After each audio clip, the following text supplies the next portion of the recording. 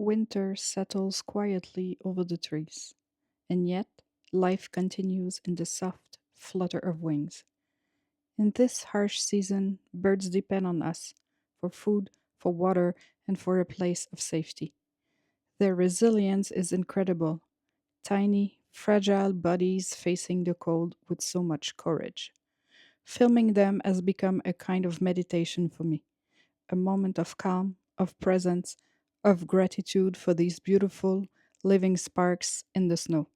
And I am grateful to share these quiet moments with you so we can appreciate them together and remember how little care can help nature make it through winter.